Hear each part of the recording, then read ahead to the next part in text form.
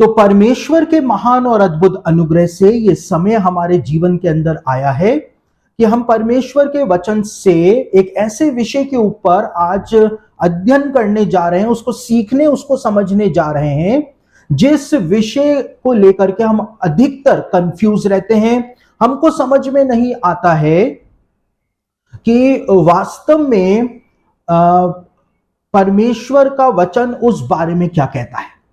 तो आज हम ड्रीम्स एंड विजन्स के ऊपर अपना ध्यान केंद्रित करने का प्रयास करेंगे कि क्यों ये सपने आते हैं और कई सारे सपने देख करके हम क्यों इतना ज्यादा कंफ्यूज हो जाते हैं, हमारे मन में डाउट आ जाते हैं और हम ये सोचते हैं कि क्या ये सपना परमेश्वर की ओर से था या किसी दुष्ट आत्मा ने ये सपना दिखा दिया है।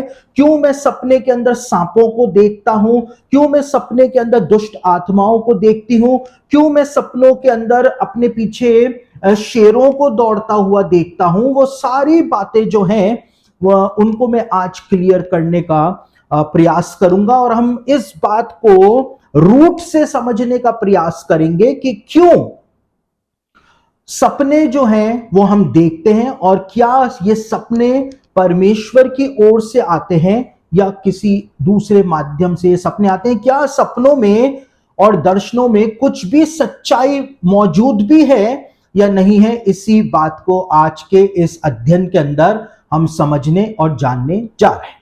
तो सबसे पहले हम कुछ वचनों को पढ़ लेते हैं जहां से हमारे संदेश की बुनियाद को हम लोग डाल देते हैं। और अय्यूब की पुस्तक यानी बुक ऑफ जोब, अय्यूब की पुस्तक, उसका 33 अध्याय और उसके 15 से लेकर 18 वचन मैं इस समय आपके सामने पढ़ रहा हूं और वहीं से ही हम अपने इस अध्ययन को प्रारंभ करने जा रहे हैं। और मैं ऐसा सोचता हूं कि आज का यह अध्ययन मेरा जब समाप्त होगा, हालांकि हम आज पूरा अध्ययन नहीं करेंगे लेकिन इसी अध्ययन को हम कल भी कंटिन्यू करेंगे, लेकिन जब यह संदेश समाप्त होगा तो आप बहुत हद तक इस बात को जान चुके होंगे, समझ चुके होंगे कि क्यों आपको सपने आते हैं और क्यों जब आप कुछ सपने देखते हैं और फ्यूचर के अंदर वो सपने पूरे हो जाते हैं, आप कंफ्यूज हो जाते हैं कि आपने पहले से ही इन सब बातों को कैसे देख लिया था। तो हम उन्हीं बातों को अब समझने जा रहे हैं। तो अय्यूब की पुस्तक उसका 33 अध्याय 15 से लेकर 18 वचन आपके सामने पढ़ रहा हूं। यहां पर इस प्रकार से लिखा है, स्वप्न में या रात को दिए हुए दर्शन में जब मनुष्य घोर निंद्रा में पड़े रहते हैं या बिछौने पर सोते समय, तब वे मनुष्यों के कान खोलता है और उनकी शिक्षा पर मुहर लगाता है, जिससे वे मनुष्य को उसके संकल्प से रोके और गर्व को मनुष्यों में से दूर करे।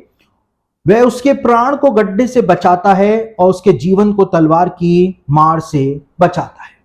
तो यहां पर अय्यूब की किताब के अंदर बहुत सरल शब्दों में और बहुत साफ शब्दों के अंदर इस बात को बताया हुआ है कि सपने और दर्शन वास्तव में आते क्यों हैं।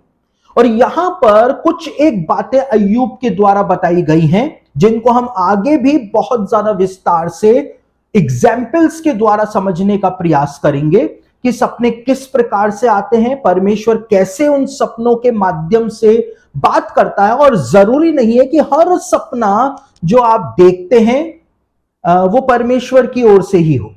तो जरूरी नहीं है कि हर सपना परमेश्वर की ओर से हो। उदाहरण के रूप में मैं आपको एक बात बताता हूं।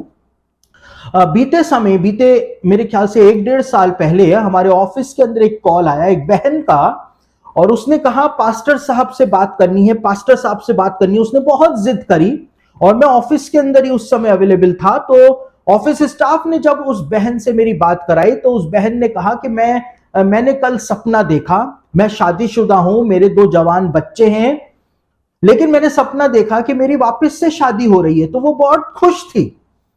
तो जरूरी नहीं है कि हर सपने का कोई अर्थ हो, लेकिन उसका सिंबॉलिक अर्थ भी हो सकता है। जरूरी नहीं है कि उस बहन की वापस से शादी होने वाली है, इतने जवान जवान बच्चे होने के बावजूद। तो आपको अपने दिमाग को थोड़ा सा व्यापक रूप में लेकर के चलना पड़ेगा, तब जाकर के आपको जो सपने आते हैं उनका अर्थ आप समझ पाएंगे। क्योंकि दुनिया में करोड़ों अरबों लोग ऐसे हैं जिन्होंने कभी भी अपने जीवन के अंदर सपने नहीं देखे। ये मेडिकल साइंस का एक फैक्ट है जो मेडिकल साइंस अपने रिसर्च के अंदर बताती है। तो हर कोई सपने नहीं देखता है, लेकिन सपने आना भी परमेश्वर की ओर से एक अनुग्रह भरा काम होता है। तो यहां पर अय्यूब की पुस्तक में लिखा है कि जब इंसान घोर निद्रा में होता है, यानी डीप स्लीप के अंदर जब इंसान चला जाता है, उस समय परमेश्वर इंसान के कान खोलता है। अब वो कान कैसे खुलते हैं उसको हम आगे समझेंगे। और यहां पर लिखा हुआ है, इस बात को अय्यूब की किताब में बताया हुआ है कि परमेश्वर जब इंसान घोर निद्रा में होता है उस समय उनके कान खोलता है, और लिखा हुआ है उनकी शिक्षा पर परमेश्वर मुहर लगाता है। तो शिक्षा पर मुहर कैसे लगाता है? हिब्रू बाइबल पढ़ें तो वहां पे लिखा है परमेश्वर लोगों को इंस्ट्रक्शंस देता है, यानी कि उनके जीवन के अंदर उनको कौन सा मार्ग चुनना चाहिए उसके इंस्ट्रक्शंस परमेश्वर कभी कभी सपनों के माध्यम से भी प्रदान करता है। हालांकि परमेश्वर का वचन हमारे पास है, लेकिन परमेश्वर का वचन हमारी अगुवाई करता है, हम नहीं समझते हैं। लेकिन परमेश्वर जब हम वचन के द्वारा नहीं समझ पा रहे होते हैं तो परमेश्वर अपनी बात हमको सपनों के माध्यम से समझाने का प्रयास करता है।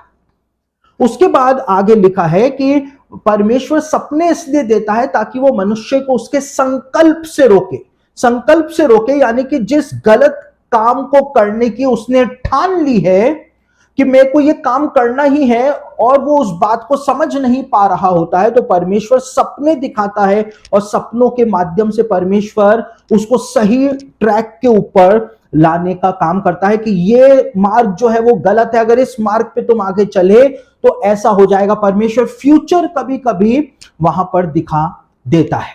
उदाहरण के रूप में मत्ती रचित सुसमाचार के 2 अध्याय के अंदर कुछ ज्योतिषियों के बारे में बताया हुआ है जो यीशु मसीह को दंडवत करने के लिए आए थे, मेजाइज जिनको कहा जाता है। और जब वो ज्योतिषी यीशु मसीह को मिलते हैं, यीशु को दंडवत करते हैं, यीशु को उपहार देते हैं, भेंट चढ़ाते हैं, उसके बाद लिखा है कि सपने में चेतावनी पाकर के कि हेरोदेस के पास फिर से ना जाना। जो ज्योतिषी थे वो अपने मार्ग पर चले गए और वो हेरोदेस के पास नहीं गए, क्योंकि हो सकता था कि हेरोदेस जो है वो उनको भी जान से मार डालता जब वो जाकर के उसको सूचना प्रदान कर देते। तो इस प्रकार से मनुष्य के संकल्प को परमेश्वर रोकता है। वो ज्योतिषी राजा के पास जाते ही जाते, क्योंकि राजा की आज्ञा थी, लेकिन परमेश्वर ने उस संकल्प को रोक करके उनको दूसरे मार्ग से अपने घर भेज दिया। तो यहां पर यह बात बताई हुई है कि परमेश्वर मनुष्यों के कान खोलता है डीप स्लीप के अंदर, उसके बाद वो उनको शिक्षा देता है, इंस्ट्रक्शंस देता है कि तुमको अब क्या करना है। और यहां पे लिखा है उनको संकल्प से रोकता है, यानी जिस काम को करने की ठान ही ली है उससे परमेश्वर उनको रोकता है। और आगे क्या लिखा है? आगे लिखा है कि परमेश्वर उनको खतरे की चेतावनी भी देता है, उनको कब्र में जाने से भी बचा लेता है, उनके अनंत जीवन का नाश होने से भी परमेश्वर बचा लेता है। उदाहरण के रूप में हम देख सकते हैं कि मत्ती रचित सुसमाचार के 2 अध्याय में यीशु मसीह का जो सांसारिक पिता था यूसुफ, उसको सपने में एक चेतावनी दी गई कि इस बालक को और इसकी मां को लेकर के मिस्र देश को भाग जा। तो परमेश्वर खतरे की चेतावनी भी कभी कभी सपनों के माध्यम से प्रदान करता है, दर्शनों के माध्यम से प्रदान करता है। और परमेश्वर ने एक बहुत खूबसूरत संसार बना करके दिया है जिसको हम सपने कहते हैं, जिसको ड्रीम्स कहा जाता है, जिसको विजन्स कहा जाता है। साथ ही साथ योएल की पुस्तक उसका 2 अध्याय उसके 28वें वचन के अंदर इस बात को योएल ने भविष्यवाणी के तौर पर अपनी किताब के अंदर बताया था कि अंत के दिनों में ये सपने जो हैं इनकी फ्रीक्वेंसी बहुत ज्यादा बढ़ जाएगी। यानी कि अंत के दिनों में उसने भविष्यवाणी करी थी योएल ने 2 अध्याय के 28वें वचन में कि तुम्हारे जवान दर्शन देखेंगे, तुम्हारे पुण्य स्वप्न देखेंगे, मैं अपने दास और दासियों पर भी अपने आत्मा को उंडेलूंगा। और लिखा है कि तुम्हारे बुजुर्ग जो हैं वो सपने देखेंगे। सपने क्यों देखेंगे? जो होने जा रहा है उसको पहले से ही देख लेंगे। तो प्रोफेटिक ड्रीम्स भी होते हैं, और इस बात की भविष्यवाणी परमेश्वर के वचन में दी हुई है कि अंत के दिनों में ये सपने आने की फ्रीक्वेंसी जो है वो हद से ज्यादा जो है वो बढ़ जाएगी। तो यहां पर अय्यूब की किताब के अंदर इस बात को हमारे सामने रखा गया है अय्यूब की पुस्तक में कि सपने आखिरकार आते क्यों हैं। अब हम उन 3 कारणों को समझने जा रहे हैं जिसकी वजह से सपने आते हैं। अब आप लोग कई बार कहते हैं कि मैंने ये सपना देखा, मैंने वो सपना देखा। कई बार कई सारी जो जवान बेटियां होती हैं उनको अपने जो जिससे वो प्रेम करती हैं उसके सपने आते हैं, तो वो सोचती है परमेश्वर चाहता है कि मैं इसी से विवाह करूं। तो ऐसा नहीं है। परमेश्वर जब कोई सपना दिखाता है, अगर कोई प्रोफेटिक ड्रीम है, कोई स्पिरिचुअल ड्रीम है, तो उसके अलग मापदंड होते हैं, उसके अलग मेजर्स होते हैं। लेकिन सपने जो हैं वो 3 प्रकार के होते हैं, 3 कारणों से कह सकते हैं सपने जो हैं वो आते हैं। और पहला कारण सपने आने का जो है वो सबो उपदेशक की पुस्तक के अंदर बताया गया है। और यदि हम इस बात को समझ लेंगे तो इतने सारे सपने जो हम देखते हैं, कई सारे लोगों का तो बस काम ही सोना और सपने देखना होता है, तो हम कैसे बोल सकते हैं कि उन्होंने कोई प्रोफेटिक ड्रीम देखा है या स्पिरिचुअल ड्रीम देखा है। कई सारे लोग तो बैठे बैठे भी सपने देख लेते हैं। हमारे जमाने में जब मैं छोटा था तो दूरदर्शन के ऊपर एक कार्यक्रम आया करता था, मुंगेरी लाल के हसीन सपने। वो बैठा बैठा ही सपने देख लिया करता था। तो कई सारे लोग ऐसे भी होते हैं, और उनके बारे में एक बात जो है वो सबोपदेशक की किताब में बताई हुई है। और क्या बताया हुआ है? सबोपदेशक उसका 5 अध्याय उसके 3 वचन के अंदर बताया हुआ है, पहले प्रकार के सपनों के बारे में बताया हुआ है।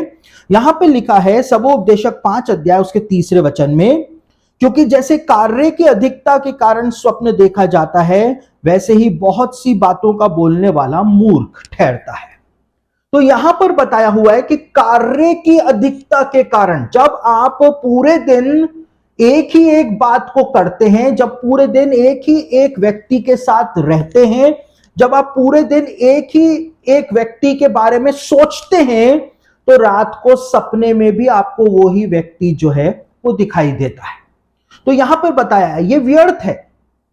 कार्य की अधिकता के कारण, ऐसा नहीं है कि आपने बहुत मेहनत करी इसलिए आपको सपना आ रहा है, लेकिन यहां पे बताया हुआ है इस बात को कि आप जिस चीज के बारे में जितना ज्यादा सोचेंगे वही चीज जो है वो आपको सपने के अंदर दिखाई देगी। आपको इमेजिनरी पिक्चर्स के तौर पर, इमेजिनरी सीन्स के तौर पर वही चीज जो है आपको दिखाई देगी। तो यहां पर सबोपदेशक जो है इस बात को साफ कर देता है कि सपने, इतने सारे सपने जो हैं वो क्यों आते हैं, क्योंकि जो हम दिन भर करते हैं वो हमको सपनों के अंदर दिखाई देता है। इस बात को सबोपदेशक साफ कर देता है। अब दूसरे प्रकार के सपने जो होते हैं उनको थोड़ा सा सबोपदेशक यानी सुलेमान महत्व देता है। और सबोपदेशक उसका 5 अध्याय और उसके 7वें वचन के अंदर बताया हुआ है दूसरे प्रकार के सपने के बारे में कि सपने क्यों आते हैं। वहां पर हमने पढ़ा अय्यूब की किताब में कि परमेश्वर कान खोलता है सपनों के द्वारा, परमेश्वर शिक्षा पर मुहर लगाता है, इंस्ट्रक्शंस देता है कि सही मार्ग कौन सा है। वहां पे लिखा है परमेश्वर संकल्प से रोकता है, जो गलत डिसीजन ले लिया है उससे परमेश्वर रोकता है, और खतरे की चेतावनी भी परमेश्वर देता है। तो यहां पे सबोपदेशक उसका 5 अध्याय और उसके 7वें वचन के अंदर एक और महत्वपूर्ण बात सपनों के विषय में ही लिखी हुई है। क्या लिखा हुआ है? क्योंकि स्वप्नों की अधिकता से व्यर्थ बातों की बहुतायत होती है, परंतु तू परमेश्वर का भय मान। अब यहूदियों का एक, उसको ग्रंथ भी कह सकते हैं, और वो वास्तव में यहूदियों की एक कमेंट्री है जिसको मिद्राश के नाम से जाना जाता है।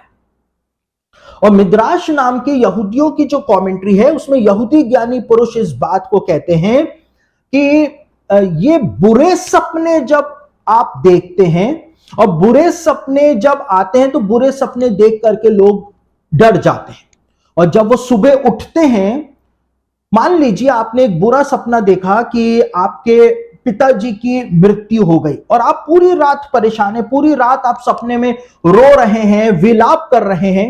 हो सकता है आपने देख लिया आपका पूरा परिवार किसी हादसे के अंदर मारा गया, आपके बच्चे मारे गए, तो उन सपनों को देखने के बाद, बुरे सपनों को देखने के बाद आप व्याकुल हो जाते हैं, और जब आप उठते हैं, उठने के बाद भी आप व्याकुल रहते हैं, आपका किसी काम करने में मन नहीं लगता है।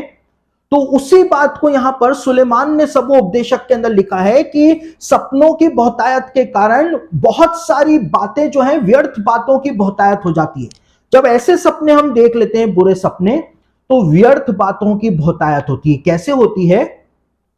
यहूदियों का ग्रंथ मिद्राश बताता है कि जब लोग बुरे सपने देखते हैं तो उसके बाद लोग उठ करके प्रार्थना करते हैं और परमेश्वर से मन्नतों को मानते हैं कि ऐसा मत होने देना, अगर ऐसा नहीं होने दोगे तो मैं ऐसा करूंगा, मैं ऐसा करूंगा, मैं इतना दान दूंगा, मैं ऐसा कर दूंगा, ये कर दूंगा, वो कर दूंगा, और बहुत सारी बातें बोल देते हैं। व्यर्थ बातों की बहुतायत होती है।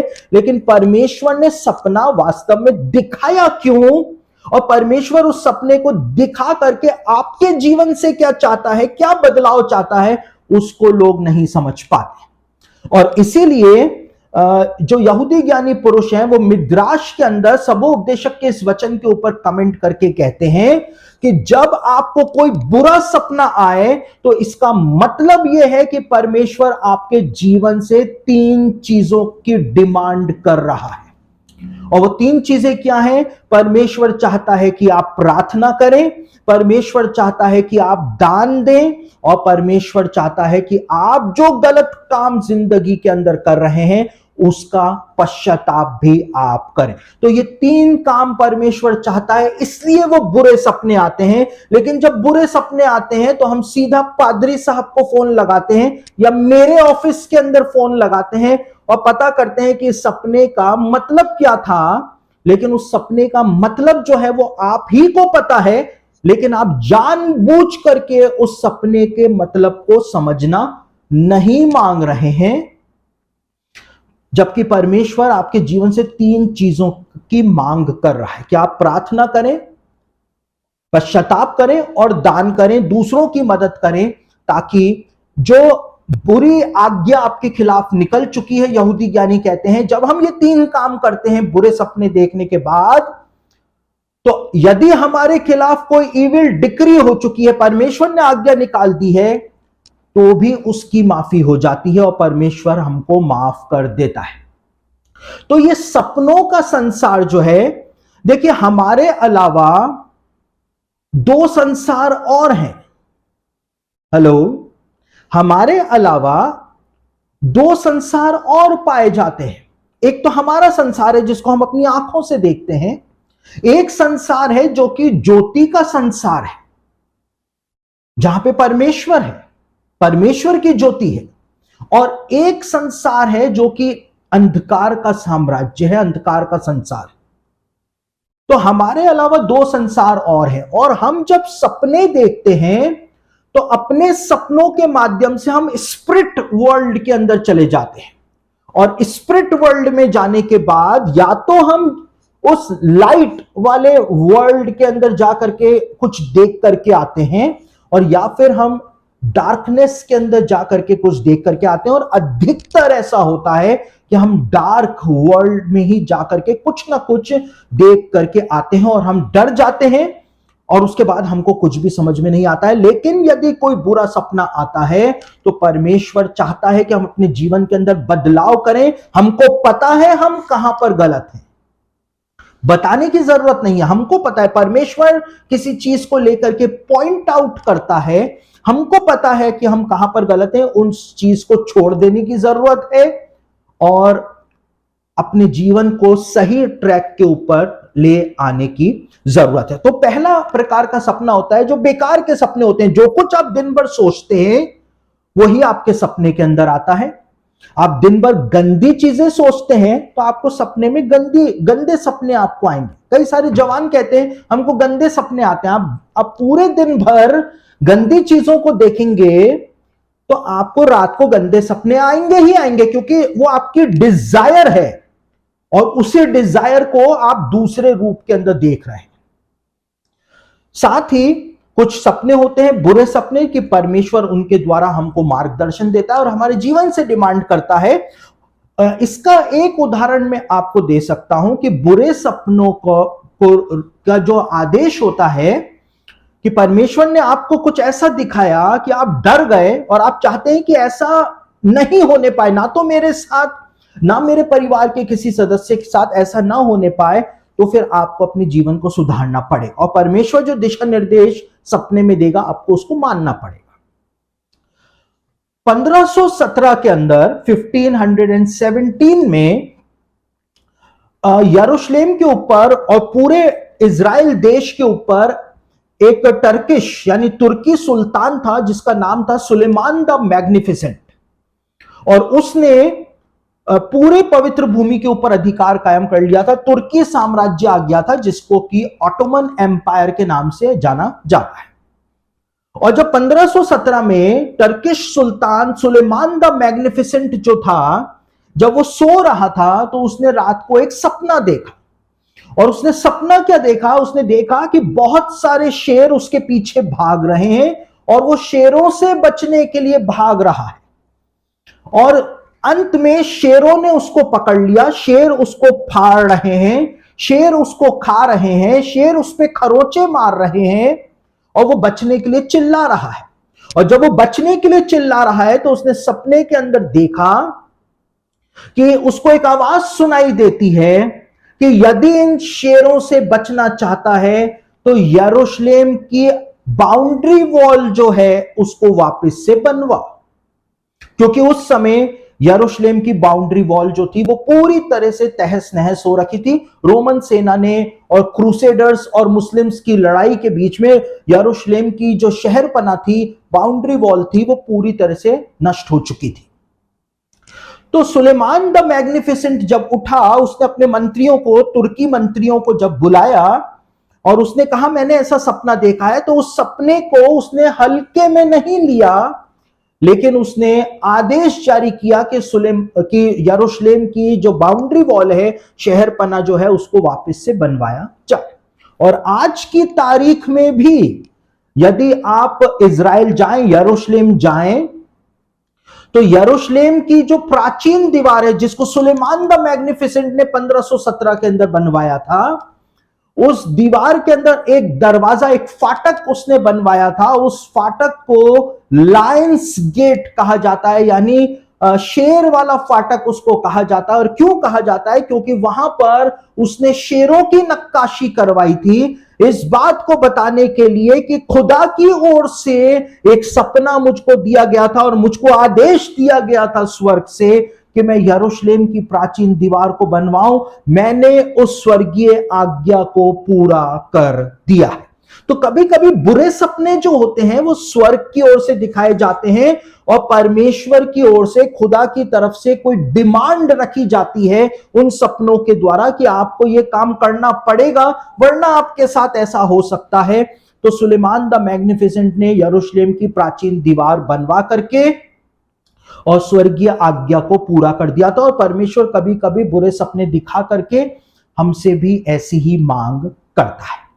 अब तीसरे प्रकार के सपने जो होते हैं उनको प्रोफेटिक ड्रीम्स कहा जाता है, जिसके बारे में मैंने आपको बताया कि योएल भविष्यवक्ता की पुस्तक, उसका दूसरा अध्याय, उसके 28वें वचन के अंदर इस बात को लिखा हुआ है कि प्रोफेटिक ड्रीम्स की फ्रीक्वेंसी जो है वो अंत के दिनों में हद से ज्यादा बढ़ जाए। अंत के दिनों में प्रोफेटिक ड्रीम्स आएंगे, और जरूरी नहीं है कि सिर्फ बुजुर्गों को ही आए प्रोफेटिक ड्रीम्स, जवानों को भी आ सकते हैं, जो अधेड़ उम्र के हैं उनको भी आ सकते हैं।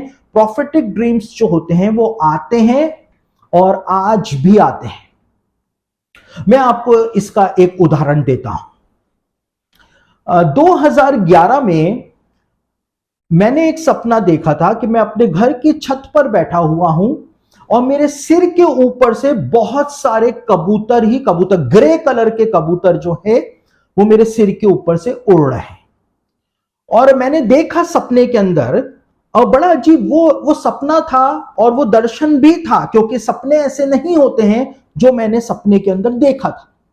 और मैंने इस बात को देखा कि मेरे सिर के ऊपर से ग्रे कलर के कबूतर उड़ रहे हैं। अक्सर फिल्मों में और तस्वीरों में दिखाया जाता है कि पवित्र आत्मा जो है वो सफेद कबूतर के रूप में उतर रहा है, लेकिन पवित्र आत्मा जो उतरा था उसके लिए ग्रीक भाषा में जो शब्द इस्तेमाल हुआ है वो सफेद कबूतर के लिए वो शब्द इस्तेमाल नहीं होता है, लेकिन पवित्र आत्मा ग्रे कबूतर के रूप में यीशु मसीह के ऊपर उतरा था। तो मैंने देखा ग्रे कलर के कबूतर मेरे ऊपर से उड़ रहे हैं, और मेरे हाथ के अंदर एक प्लेट है और उस प्लेट के अंदर कबूतर के पंख हैं, और उन कबूतर के पंख जो है उसको मैं रोटी से लेकर के खा रहा हूं। और मेरी नींद जो है वो टूट गई। 2011 की बात मैं आपको बता रहा हूं, 2011 के जून महीने की बात बता रहा हूं। और जब मैं उठा, जब मेरी नींद खुली, तब भी मुझको उल्टी जैसा हो रहा, क्योंकि मैंने ऐसा सपना देखा कि मैं कबूतर के पंख रोटी के साथ खा रहा हूं, मेरे सिर पर से कबूतर उड़ रहे हैं सर के ऊपर से। और पूरे दिन मुझको ऐसा होता रहा कि उल्टी जैसा होता रहा। जब जब वो सपने की बात याद आए मुझको उल्टी जैसा होता रहे कि कैसे रोटी के साथ मैं कबूतर के पंख खा सकता हूं। लेकिन बाद में जाकर के मुझको ये बात समझ में आई कि परमेश्वर ने वो एक प्रोफेटिक ड्रीम दिया था, क्योंकि जून 2011 के बाद परमेश्वर ने वचन का एक ऐसा प्रकाशन मुझको दिया। रोटी यानी परमेश्वर का वचन और पंख, कबूतर के पंख यानी पवित्र आत्मा, दोनों को मिला करके मैं खा रहा हूं। और उसके बाद परमेश्वर ने वचन का इतना प्रकाशन मुझको दिया, ये इज़राइल देश के ऊपर जितना भी प्रचार मैंने किया वो सब 2011 के बाद मैंने किया। क्यों किया? क्योंकि परमेश्वर ने अपने वचन से मुझको भर दिया था। तो वो एक प्रोफेटिक ड्रीम था, वो प्रोफेटिक ड्रीम था। इसी तरह से एक और उदाहरण मैं आपको देता हूं। 2020 के मार्च के महीने में मुझे एक सपना आया। उस समय तक लॉकडाउन भी नहीं लगा था। एक सपना आया कि मैं समुद्र के ऊपर भाग रहा हूं, समुद्र के इस किनारे से उस किनारे तक, और जितने भी जहाजों के अंदर लोग जा रहे हैं, पानी के जहाजों में लोग जा रहे हैं, वो मुझको इस प्रकार से देख रहे हैं जाते हुए, क्योंकि मैं जहाजों को भी पीछे छोड़ता हुआ समुद्र पर भाग रहा हूं, एक किनारे से दूसरे किनारे पर। मैं जब सुबह उठा तो मुझको समझ में नहीं आया कि ये सपना क्या था, लेकिन मैंने कहा देर सवेर ये सपना मुझको समझ में आ जाएगा। दूसरे रात को जब मैं सोया तो मुझको वापस से ये सपना आया कि मैं समुद्र के ऊपर भाग रहा हूं, इस किनारे से उस किनारे तक, उस किनारे से इस किनारे तक, और सारे जहाजों को पीछे छोड़ता हुआ मैं भाग रहा हूं। फिर भी मेरे को समझ में नहीं आया कि परमेश्वर क्या मुझको दिखाना मांग रहा है। और उसके बाद तीसरी रात को जब मैं सोया तो मुझको वापस से यही सपना आया कि मैं समुद्र के ऊपर इधर से उधर भाग रहा हूं, इस किनारे से उस किनारे तक, और मैं समुद्र के अंदर नूह के जहाज को ढूंढ रहा। और जब मैं तीसरे बार जब मैंने इस सपने को देखा और जब मैं सुबह उठा तो मैंने मेरी पत्नी से इस बात को कहा कि परमेश्वर ने कुछ बहुत महत्वपूर्ण बात मुझे दिखाई है, लेकिन मैं समझ नहीं पा रहा हूं कि परमेश्वर ने मुझे क्या दिखाया है। वो एक प्रोफेटिक ड्रीम था जो 3 रातों तक परमेश्वर ने मुझको प्रदान किया था। और उस ड्रीम का मतलब क्या था? 2020 के मार्च महीने तक हम सेवा करते थे। हमारी मिनिस्ट्री जो थी वो इंडिया तक और खास तौर से नॉर्थ इंडिया तक सीमित थी, लेकिन परमेश्वर ने दिखाया था कि मैं समुद्र के इस किनारे से उस किनारे तक, उस किनारे से उस किनारे तक भाग रहा हूं। और क्या हुआ, 2020 में जब लॉकडाउन लगा और उस दिन से लेकर आज का दिन है, ये मिनिस्ट्री हमारी जो थी, जो कि सिर्फ नॉर्थ इंडिया तक सीमित थी, आज ये पूरी दुनिया के अंदर फैल चुकी है। दुनिया के लगभग सारे देशों से हमारे पास स्टूडेंट्स हैं। और 2 साल जो रहे लॉकडाउन के, उसके अंदर हमने इतना ज्यादा, हर दुनिया के हर देश से हमारे पास स्टूडेंट आए जिन्होंने ऑनलाइन क्लासेस ज्वाइन करके हमसे हमसे टीचिंग ली, और आज भी वो हमारी सेवा के साथ जुड़े हुए हैं। और इस तरह से हमारी सेवकाई का दायरा जो परमेश्वर ने दिखाया था, प्रोफेटिक ड्रीम था, वो समुद्र के एक किनारे से दूसरे किनारे तक पूरी तरह से फैल गया। तो ये प्रोफेटिक ड्रीम है। और परमेश्वर ने बता दिया था, मैं नूह का जहाज ढूंढ रहा था, यानी कि नूह के दिनों की शुरुआत हो चुकी है। और हमने देखा जब लॉकडाउन लगा, हमने देखा जब कोरोना वायरस फैला, कोरोना वायरस खत्म भी नहीं हुआ कि रूस यूक्रेन का युद्ध शुरू हो गया। रूस यूक्रेन का युद्ध खत्म भी नहीं हुआ था कि तुर्की के अंदर महासंहार हो गया। वहां पर वो संहार खत्म नहीं हुआ कि इजराइल और ईरान के बीच में अब युद्ध होने के कगार के ऊपर हम पहुंच चुके हैं। चीजें जो है वो तेजी के साथ आगे बढ़ती चली जा रही। तो परमेश्वर ने योएल 2:28 में कहा था कि प्रोफेटिक ड्रीम्स आएंगे, और जरूरी नहीं है कि ये ड्रीम्स सिर्फ मुझको आए, लेकिन ये ड्रीम्स परमेश्वर हर एक उस व्यक्ति को प्रदान करेगा जिसको परमेश्वर आगे की फ्यूचर की बातें बताना मांगता है और उनको समझाना मांगता है कि परमेश्वर आगे क्या करने जा रहा है। तो इस तरह से 3 प्रकार के सपने जो होते हैं वो मुख्यतः हम लोग रात को देखते हैं। पहला तो हम बेकार के सपने देखते हैं जिसका कोई सिर पैर नहीं होता है। दूसरा, हम ऐसे सपने देखते हैं जिसमें परमेश्वर हमसे कोई डिमांड करता है लेकिन हम समझते नहीं हैं। और तीसरे प्रकार के सपने जो होते हैं वो प्रोफेटिक सपने होते हैं। फ्यूचर में क्या होने जा रहा है परमेश्वर आपको पहले से ही बता देगा, और फ्यूचर में जो होने जा रहा है, आपसे रिलेटेड जो होने जा रहा है, वही परमेश्वर आपको बताएगा। आपके पड़ोसी के साथ क्या होने जा रहा है वो एक दूसरे प्रकार का सपना होता है जिसके बारे में हम आगे चर्चा उसकी करेंगे। तो अब परमेश्वर हमारी शिक्षा के ऊपर मुहर लगाता है। कब लगाता है? जब हम सो रहे होते हैं डीप स्लीप के अंदर, और साथ ही हमको हमारे संकल्प से रोकता है। कैसे रोकता है उसका एक उदाहरण मैं आपको जूइश हिस्ट्री से समझाने जा रहा हूं। बहुत ध्यान से मेरी बात को सुने।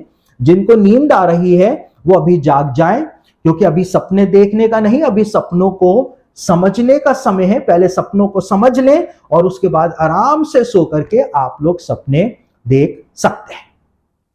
तो एक प्रथम शताब्दी का यहूदी इतिहासकार था जिसका नाम था जोसेफस। और जोसेफस के बारे में मैंने कई बार आप लोगों को बताया है। और जोसेफस ने अपनी इतिहास की किताब में इस बात को बताया है कि जब अलेक्जेंडर द ग्रेट, सिकंदर महान, जब अपने विजयी अभियान के ऊपर निकला था, और सिकंदर का एकमात्र लक्ष्य था कि फारसियों और मादियों को वो सजा दे और उनके साम्राज्य को नष्ट कर दे। तो सिकंदर महान ने यरूशलेम के अंदर जो महायाजक था उसको एक लेटर लिखा। जोसेफस ने बताया है इस बात को अपनी किताब में, प्रथम शताब्दी का जो यहूदी इतिहासकार था। और जोसेफस ने बताया है कि सिकंदर ने महायाजक को एक लेटर लिखा कि मैं यरूशलेम आ रहा हूं और मैं चाहता हूं कि आप यरूशलेम के फाटक खोल करके रखें, मेरा स्वागत करें, क्योंकि अगर आपने ऐसा नहीं किया तो मैं पूरे यरूशलेम को तबाह और बर्बाद करके रख दूंगा। अब यहूदी लोग जो थे उनका सॉफ्ट कॉर्नर फारसियों की तरफ था। क्यों फारसियों की तरफ था? क्योंकि फारसी और मादी लोग ही थे जिन्होंने यहूदियों को बेबीलोन की गुलामी में से छुड़ा करके वापस यरूशलेम जाने की, इजराइल जाने की परमिशन दी थी, मंदिर बनाने की परमिशन दी थी, और उनकी छत्र छाया में वो काफी फल फूल रहे थे। तो महायाजक ने जो लेटर का जवाब दिया था सिकंदर के, महायाजक ने लिखा था कि हम आपकी कोई मदद नहीं कर सकते हैं क्योंकि हम फारसियों और मादियों के वफादार हैं। और उस लेटर को पढ़ करके सिकंदर महान जो था वो आग बबूला हो गया था, और उसने इस बात को बोल दिया था कि मैं इजराइल का नामो निशान मिटा करके रख दूंगा। अब सिकंदर की सेना यरूशलेम से कुछ ही दूरी पर थी कि महायाजक जब आज रात को सोया, तो जोसेफस ने अपनी इतिहास की किताब में इस बात को बताया है कि जब महायाजक सोया तो रात को महायाजक को सपने के अंदर एक दर्शन परमेश्वर के द्वारा दिखाया गया। लिखा है अय्यूब ने, वो हमारी शिक्षा पर मुहर लगाता है, इंस्ट्रक्शंस देता है। महायाजक को परमेश्वर ने सपने में कहा कि कल सिकंदर से मिलने के लिए जब महायाजक जाएगा तो वो अपने महायाजकीय वस्त्र के अंदर जाए और ब्लू कलर का बागा ऊपर से वो जरूर से पहने, और जितने भी याजक उसके साथ जाएंगे वो सन के सफेद कपड़े पहन करके महायाजक के साथ सिकंदर से मिलने के लिए कल जाएंगे।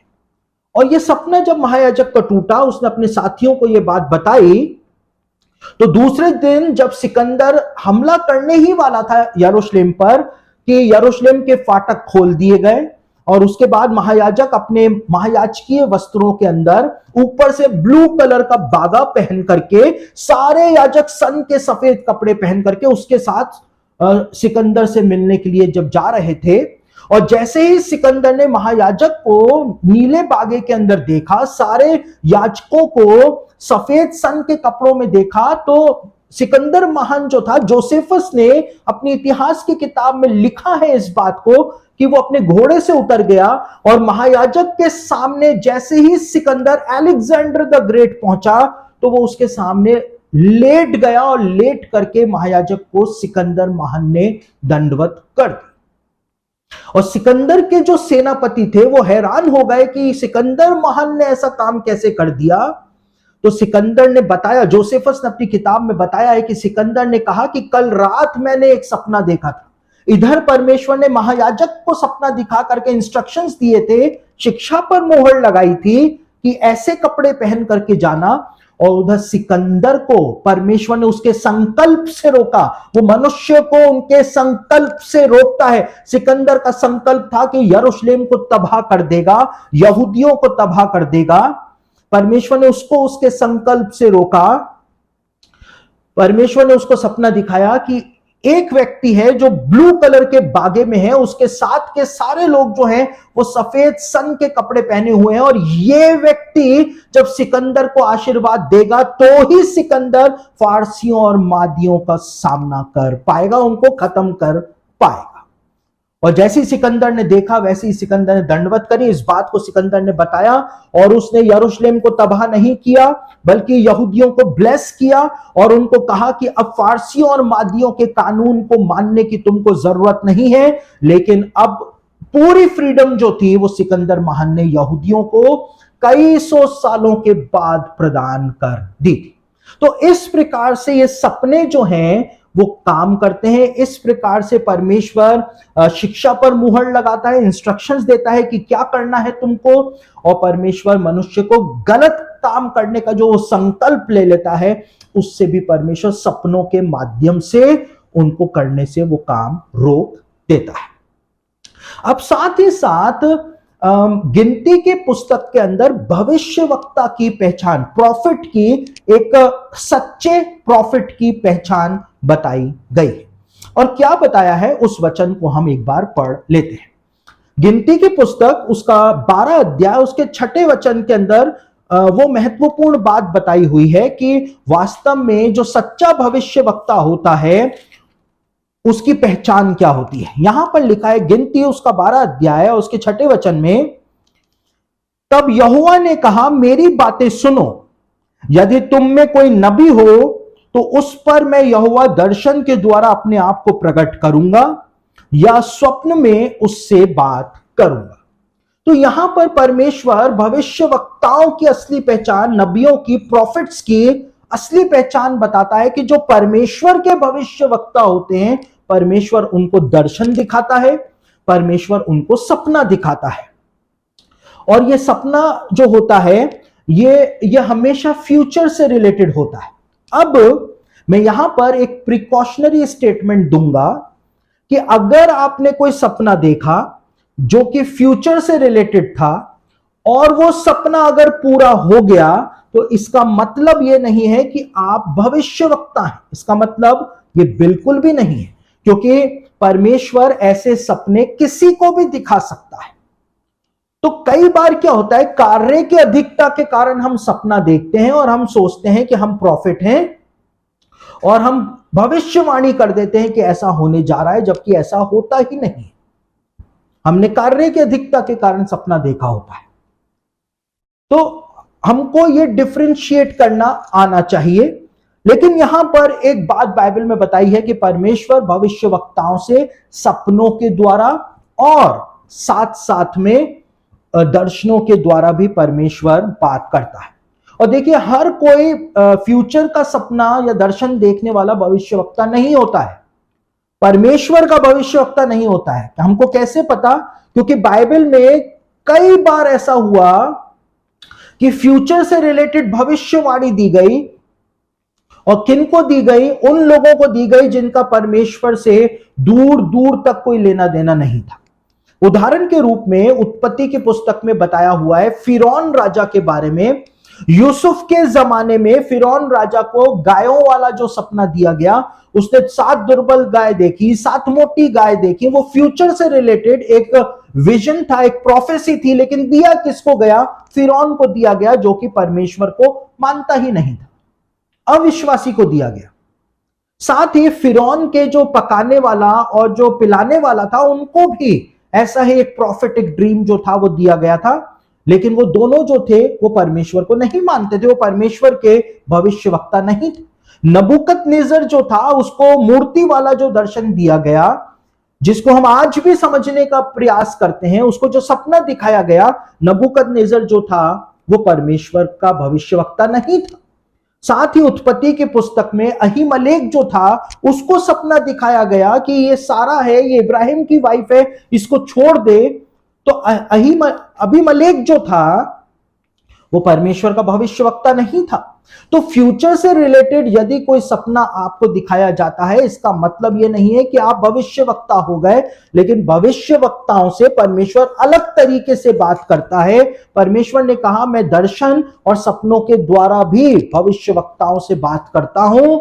लेकिन हर कोई व्यक्ति जो है वो ऐसा नहीं हो सकता है, क्योंकि हम देखते हैं पुराने नियम के अंदर वो बातें बताई गई हैं कि जो प्रोफेटिक ड्रीम्स जिन्होंने देखे, उनमें से कई सारे लोग जो थे वो अविश्वासी थे। तो इससे पता चलता है कि प्रोफेटिक ड्रीम्स देखने वाला हर कोई परमेश्वर का भविष्यवक्ता नहीं होता है। अब ये ड्रीम जो हम देखते हैं, ये सपने जो हम देखते हैं, ये ड्रीमिंग का भी एक गिफ्ट होता है। ये पवित्र आत्मा के 9 वरदानों के अंदर ये नहीं आता है, लेकिन ये एक अलग से परमेश्वर की ओर से गिफ्ट है, जो पुराने नियम में भी दिया जाता था। ये नए नियम में भी दिया गया होगा किसी को, हमको नहीं पता, लेकिन ये आज भी दिया जाता है। और मैं क्यों इस बात को बोल रहा हूं आज भी दिया जाता है?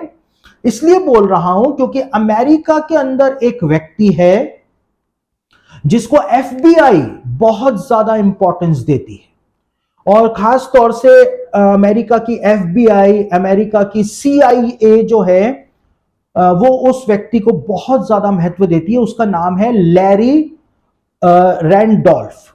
और लैरी रैंडोल्फ जो है, उनको क्यों इतना महत्व दिया जाता है? क्योंकि उनके पास ड्रीमिंग का गिफ्ट है। यानी वो जब कोई सपना देखते हैं, उस सपने को FBI को बताते हैं, उस सपने को वो CIA को बताते हैं, और FBI और CIA कभी भी लैरी के द्वारा जो सपना देखा जाता है उसको कभी भी हल्के में नहीं लेती, क्योंकि वो हमेशा प्रोफेटिक ड्रीम होता है।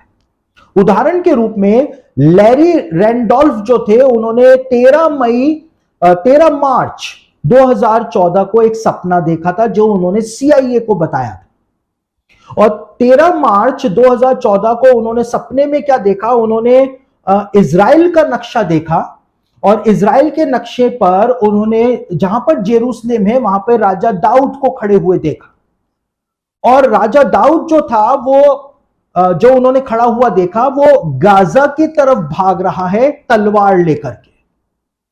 गाजा की तरफ क्यों? क्योंकि गाजा में ही गत पाया जाता है था, जहां से गोलियत आया था। गत का गोलियत जो था वो उसी जगह पे रहता था, जिसको आज हम गाजा के नाम से जानते हैं। तो उन्होंने सपने में देखा कि दाऊद तलवार लेकर के गाजा की तरफ भाग रहा है, और उन्होंने CIA को यह बात बताई, ये प्रोफेटिक ड्रीम बताया कि इजराइल और गाजा के बीच के अंदर युद्ध होने जा रहा है। और 13 मार्च 2014 को यह बात बोली थी, और 1-2 महीने के अंतराल के बाद ही इजराइल ने सबसे बड़ा भयानक हमला जो था वो गाजा के ऊपर बोला था, क्योंकि अंडरग्राउंड जो टनल्स का नेटवर्क था जिसके थ्रू आतंकवादी इजराइल के अंदर आते थे, वो राज जो था वो इजराइल को पता चल गया। तो ये ड्रीमिंग का गिफ्ट होता है, ये आज भी मिलता है, बाइबल के जमाने में भी मिलता था। हो सकता है आपके पास भी ये गिफ्ट हो, लेकिन आपको पता ही नहीं है कि आपके पास ये गिफ्ट है। आप उसको उसकी वजह से आपका मजाक भी बन सकता है, लोग आपका मजाक भी बना सकते हैं। जब देखो, जब सपना ही देखती रहती है, कोई और काम नहीं है, तो लोग मजाक भी बना सकते हैं। लेकिन लैरी रैंडोल्फ जो हैं, उनको CIA से तनख्वाह मिलती है। क्यों तनख्वाह मिलती है? सपने देखने की तनख्वाह मिलती है। तो ये बहुत बड़ी बात है। ये ड्रीमिंग का गिफ्ट होता है जो आज भी ऑपरेट होता है। ये पवित्र आत्मा के 9 वरदानों में से नहीं है, ये कोई दूसरा ही गिफ्ट है। अब हमको नहीं पता कि ये गिफ्ट क्या है। गिफ्ट सपनों का इंटरप्रिटेशन करने का भी गिफ्ट होता है, जो कि यूसुफ के पास था, जो कि दानियल के पास था। तो सपनों का इंटरप्रिटेशन करने का भी गिफ्ट होता है। तो अलग अलग गिफ्ट जो होते हैं वो परमेश्वर की ओर से दिए जाते हैं। अब ये जो ड्रीमिंग का गिफ्ट होता है, ये जनरेशनल गिफ्ट भी होता है। ये आपके DNA में भी हो सकता है। आपके दादा जो थे वो ऐसे प्रोफेटिक ड्रीम्स देखा करते थे। वो गिफ्ट जो था वो दादा से आपके पापा के अंदर, उनके DNA में आ गया। आपके पापा जो हैं वो भी ऐसे ही ड्रीम्स देखा करते थे, और अब आप भी ऐसे प्रोफेटिक ड्रीम्स देख रहे हैं। तो ये जनरेशनल गिफ्ट होता है जो आपके बाय डिफॉल्ट आपके DNA के अंदर होता है। आपकी नानी ऐसे ड्रीम्स देखा करती थी, उसके बाद आपकी मम्मी ऐसे ड्रीम्स देखा करती थी, और अब आप भी वैसे ही ड्रीम्स देख रहे हैं। तो ये एक जनरेशनल गिफ्ट होता है जो ट्रांसफर होता चला जाता है। साथ ही साथ ये ड्रीमिंग का गिफ्ट जो है वो एक नेचुरल गिफ्ट होता है। नेचुरल गिफ्ट कैसे? जैसे किसी को पास टैलेंट होता है गाना गाने का, किसी के पास टैलेंट होता है बजाने का, किसी के पास टैलेंट होता है लिखने का, किसी के पास टैलेंट होता है पेंटिंग बनाने का। उसी प्रकार से किसी के पास ड्रीम्स देखने का गिफ्ट होता है। मेडिकल साइंस इस बात को बताती है कि हर इंसान जो है वो सपने नहीं देखता है। हर इंसान नहीं देखता है। कुछ इंसान ही है दुनिया के अंदर जो सपने देखते हैं। कुछ का मतलब अरबों में है, लेकिन अरबों में ऐसे लोग भी हैं जिन्होंने आज तक कभी कोई सपना देखा ही नहीं। तो ये भी एक स्पेशल प्रिविलेज है कि आप स्पिरिट वर्ल्ड से कांटेक्ट करते हैं सपनों के माध्यम से।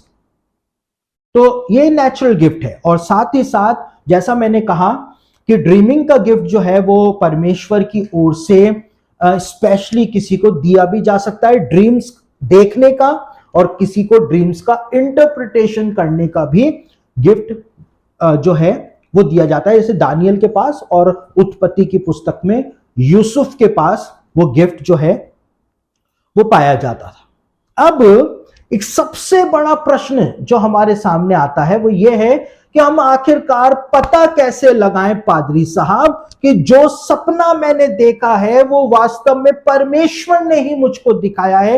इस बात का पता हम कैसे लगाएं? उसी बात को अब हम देखने और समझने जा रहे हैं। तो यहां पर अय्यूब की पुस्तक उसका 33 अध्याय उसके 15 वचन से जो बातें मैंने आपको बताई, यहां पर कुछ महत्वपूर्ण बातें लिखी हुई हैं जिससे पता चलता है कि परमेश्वर जब किसी को कुछ बात दिखाता है, चाहे वो बुरा सपना दिखा करके परमेश्वर कुछ बात का इशारा कर रहा हो, चाहे प्रॉफिटिक ड्रीम दे रहा हो, चाहे परमेश्वर स्पिरिचुअल ड्रीम दे रहा हो, परमेश्वर कुछ भी बात बता रहा हो, तो उसके कुछ क्राइटेरिया हैं। स्टेप बाय स्टेप वैसा होता है। यहां पर पहली बात क्या बताई हुई है? अय्यूब उसका 33 अध्याय और उसके 15वें वचन के अंदर यहां पे लिखा है, स्वप्न में या रात को दिए हुए दर्शन में जब मनुष्य घोर निंद्रा में पड़े रहते हैं, घोर निंद्रा, घोर निंद्रा यानी डीप स्लीप के अंदर जब होते हैं, तब परमेश्वर हमसे बात करता है। जब हम डीप स्लीप में चले जाते हैं।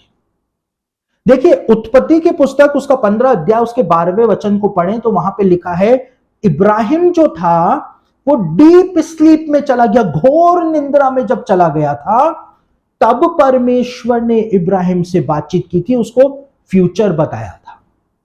तो परमेश्वर हमसे कब बात करता है? जब हम डीप स्लीप में होते हैं। ये डीप स्लीप जो है, इसको मेडिकल साइंस के अंदर रैपिड आई मूवमेंट कहा जाता है। जब हम बहुत ज्यादा गहरी नींद में चले जाते हैं तो हमारी आंखें जो हैं, हमारी आंखों की ये पलकें जो हैं, ये अपने आप फड़कना शुरू कर देती हैं। उसको रैपिड आई मूवमेंट कहा जाता है। और जिस समय हम रैपिड आई मूवमेंट में होते हैं, उसी समय हम ऐसे सपनों को देखते हैं जिनको जागने के बाद हम भूलते नहीं हैं। उनको जागने के बाद हम महीनों तक, सालों तक हम उन सपनों को भूलते नहीं हैं। ये घोर निंद्रा के समय ऐसा होता है। इब्राहिम के साथ ऐसा हुआ। दानियल की पुस्तक 8 अध्याय उसके 18वें वचन में दानियल के लिए भी बताया है कि जब वो घोर निंद्रा में, डीप स्लीप में चला गया, तब परमेश्वर ने उससे बात करी। और दानियल की पुस्तक 10 अध्याय उसके 9वें वचन में भी इसी बात को बताया हुआ है कि जब वो डीप स्लीप में था, तब परमेश्वर ने उससे बात करी थी। घोर निंद्रा के समय उससे बात करी थी। यानी कि जब इंसान घोर निंद्रा में होता है, तब परमेश्वर अपनी बात इंसान से करता है। क्यों? हम जागे हुए कभी परमेश्वर की बात समझ नहीं पाते हैं। तो परमेश्वर ने जैसे आदम को सुला दिया, उसके बाद अपनी योजना को परमेश्वर ने अंजाम दिया था, तो हो सकता है इसी तरह परमेश्वर जब हम सो जाते हैं, तब अपनी बात को हमारे ऊपर परमेश्वर जाहिर करता है, क्योंकि तब हम स्पिरिचुअल बॉडी के अंदर होते हैं। हमारा शरीर जो है वो सोया हुआ होता है। हिब्रू भाषा में डीप स्लीप का मतलब होता है कि हमारी बॉडी का कंट्रोल हमारी स्पिरिट पर से हट जाता है। हमारे सारे ऑर्गन रेस्ट में चले जाते हैं। हम कानों से सुनते नहीं है, कुछ भी हो जाए, हम सब सो जाते हैं तो हमको कानों से सुनाई नहीं देता है। हमारी आंखें बंद होती हैं, हमारे दिमाग के कई सारा पोर्शन जो है वो बंद होता है। और हमारी हिब्रू में लिखा है, हिब्रू में इसका मतलब होता है कि हमारे बॉडी का कंट्रोल स्पिरिट पर से हट जाता है। और जब हमारी बॉडी का कंट्रोल स्पिरिट पर से हट जाता है, उसके बाद हम सपनों को देखते हैं। उसके बाद वो हमारे कान खोलता है, उसके बाद वो हमारी शिक्षा पर मुहर लगाता है, संकल्प से रोकता है, हमको गलत मार्ग में जाने से रोकता है, खतरे की चेतावनी वो हमको जारी कर देता है। अब आप स्पिरिट बॉडी के अंदर आ जाते हैं। अब आपका संपर्क स्पिरिचुअल वर्ल्ड से होता है। इसीलिए तो होता है क्योंकि आप जब रात को सपना देखते हैं, कि रात को सपने के अंदर जब आपको स्लीप पैरालिसिस हो जाता है। स्लीप पैरालिसिस यानी कि अगर कोई दुष्ट आत्मा आपके ऊपर हमला कर रही है सपने के अंदर, तो आपके गले से आवाज नहीं निकलती, आप चिल्ला नहीं पाते हैं। आपको ऐसा लगता है आपके गले में से आवाज क्यों नहीं निकल रही है? क्यों ऐसा क्यों होता है? क्योंकि आपके जो वोकल्स हैं वो रेस्ट कर रहे हैं, आप स्पिरिट बॉडी के अंदर सपने को देख रहे हैं, इसलिए आपको स्लीप पैरालिसिस हो जाता है। कभी कभी सपने में हमको सुनाई नहीं देता है। क्यों सुनाई नहीं देता है? क्योंकि हमारे जो कान हैं वो रेस्ट में है, वो बंद है, वो सो रहे हैं। हम स्पिरिट बॉडी के अंदर सपनों को देखते हैं, इसकी वजह से हमको स्लीप पैरालिसिस हो जाता है। हम भाग नहीं पाते हैं, हम गिर जाते हैं, हम सपने के अंदर रगड़ते हैं अपने आप को जमीन पर कि हम जैसे तैसे बाहर निकले। क्यों होता है? क्योंकि हमारी बॉडी रेस्ट कर रही है, हमारे ऑर्गन्स रेस्ट कर रहे हैं, हम स्पिरिट बॉडी के अंदर हैं, इसलिए हम वो फंक्शन नहीं कर पाते हैं सपने के अंदर और हमारी नींद टूट जाती है। कभी कभी ऐसा होता है कि आप सपने के अंदर बहुत रोते हैं, बहुत परेशान होते हैं, आप स्पिरिट के अंदर ये सब सपने देख रहे हैं। सपने कैसे आते हैं, क्यों आते हैं, इसका जवाब आज भी मेडिकल साइंस के पास नहीं और होगा भी नहीं कभी, क्योंकि ये परमेश्वर के द्वारा रचा गया संसार है। सपनों का संसार परमेश्वर ने बनाया है। तो जब आप सो करके उठते, रात भर आप सपने में बहुत रोए, आप किसी चीज को देख करके बहुत रोते रहे, आपके किसी प्रियजन की मृत्यु हो गई सपने के अंदर, आप रो रहे हैं, चिल्ला रहे हैं, कुछ आपका प्रियजन खो गया सपने में, आप उसके लिए रो रहे हैं, और जब आप उठते हैं सुबह सो करके तो आपका सर फट रहा होता है। क्यों फट रहा होता है आपका सर? क्योंकि आपने स्पिरिट के अंदर उन सब चीजों को एक्सपीरियंस किया होता है। कई बार सपने के अंदर आपके किसी जानवर के साथ मुठभेड़ हो जाती है, या कोई डीमन आपके ऊपर हमला कर देता है सपने में, तो कई बार उठने के बाद लोगों के शरीरों के ऊपर वैसी ही खरोंचें पाई जाती। कई बार आपकी लड़ाई हो जाती है सपने के अंदर, क्योंकि आपकी बॉडी तो रेस्ट में है, आप स्पिरिट के अंदर हैं, और जब आपके स्पिरिट में कहीं लड़ाई हो गई तो कई बार जब सो करके उठते हैं तो चेहरे पर मुक्कों के निशान, क्योंकि लड़ाई हुई थी सपने में, मुक्कों के निशान जो है वो दिखाई देते हैं। कई बार बॉडी पार्ट्स दुखते रहते हैं, हमारे तो लगी ही नहीं लेकिन हमारे सपने में लगी थी, इसलिए लोगों को नेचुरल बॉडी में वो सब चीजें फील होती हैं। ये एक बहुत गहरा संसार है। जब हम डीप स्लीप के अंदर होते हैं, जब हम रैपिड आई मूवमेंट में चले जाते हैं, तब परमेश्वर हमसे बात करता है। इब्राहिम से उस समय बात करी, दानियल से उस समय बात करी, हमसे भी परमेश्वर उस समय ही बात करता है। और लिखा है उस समय वो मनुष्यों के कान खोलता है। हमारे ये कान तो सो जाते हैं, बंद हो जाते हैं, लेकिन हमारी आत्मिक कान उस समय खुल जाते हैं। इसीलिए तो यीशु मसीह ने बार बार कहा, जिसके कान हो वो सुन ले कि आत्मा कलीसियाओं से क्या कहता है। तो एक तो हमारे नेचुरल सेंसेस हैं, ये हमारे नेचुरल सेंसेस हैं जिससे हम सुनते हैं, लेकिन हमारी स्पिरिट बॉडी जो है, हमारी आत्मा जो है, उसके भी सेंसेस हैं। और जब हम डीप स्लीप में चले जाते हैं, जब हमारा कंट्रोल हमारे बॉडी के ऊपर, बॉडी का कंट्रोल स्पिरिट के ऊपर से हट जाता है, तब हमको हमारे ये सारे स्पिरिचुअल सेंसेस हैं, 5 सेंसेस जो हैं, वो हमारे काम करने शुरू हो जाते हैं। कई सारे केसेस ऐसे हुए, मेडिकल साइंस बताती है। देखिए, कोई भी बात हवा में नहीं करूंगा, जो डॉक्यूमेंटेड फैक्ट है वही आपके सामने रख रहा। मेडिकल साइंस बताती है कि कई ऐसे केसेस हुए जिसमें जब इंसान कोमा में चला जाता है, तो कोमा में जाने के बाद भी इंसान को सुनाई देता है कि उसके आसपास क्या बातचीत हो रही है। स्पिरिट बॉडी जो है, क्योंकि कोमा यानी डीप स्लीप के अंदर आदमी चला गया, लेकिन उसके स्पिरिचुअल सेंसेस काम कर रहे होते हैं। स्पिरिचुअल सेंसेस में यानी आप कानों से, तो इन कानों से नहीं, आत्मा के कानों से सुनते हैं, आत्मा की आंखों से देखते हैं। इसलिए यीशु ने कहा, आंख रहते हुए अंधों, यीशु ने इस बात को कहा। आपको गंध जो है वो भी आपको महसूस होती है, आप उसको स्मेल करते हैं, गंध को भी। मैं आपको एक बात बताऊं, 2 साल पहले जब मैं रात को सो रहा था, तो सोते सोते मुझको फ्यूनरल के अंदर जो परफ्यूम होता है, जो डेड बॉडी के ऊपर डाला जाता है, मैं सो रहा हूं, डीप स्लीप में था, और रात को 2-2:30 बजे के करीब मुझको वो परफ्यूम जो है वो मेरे को उसकी फ्रेगनेंस आई, जो डेड बॉडीज के ऊपर डाला जाता है। और मैं डीप स्लीप में था, मैंने उस जब परफ्यूम का पीछा किया कि वो परफ्यूम की खुशबू कहां से आ रही है, तो जैसे ही मैंने सामने की तरफ देखा तो मैंने मेरे पापा को देखा कि वो खड़े हुए हैं। और आपको जान करके हैरानी होगी, उस सपने को देखने के 1 साल बाद मेरे पापा की मृत्यु जो है वो हो गई थी।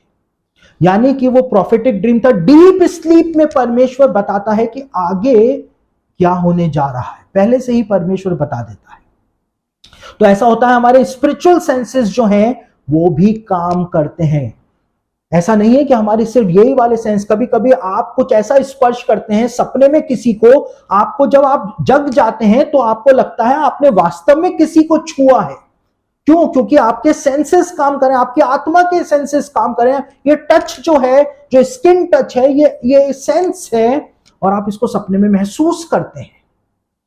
तो ऐसा होता है। अब लिखा है अय्यूब की किताब के 33 अध्याय के 16वें वचन में कि परमेश्वर इस समय जब हम डीप स्लीप में होते हैं, कान खोलता है, हम स्पिरिचुअल कानों से परमेश्वर की आवाज को सुनते हैं। अब परमेश्वर हमको शिक्षा देता है। पवित्र आत्मा कभी कभी ऑडिबल आवाज में बोलता है, कभी कभी वो बोलता है, उसकी आवाज हमको सुनाई देती है।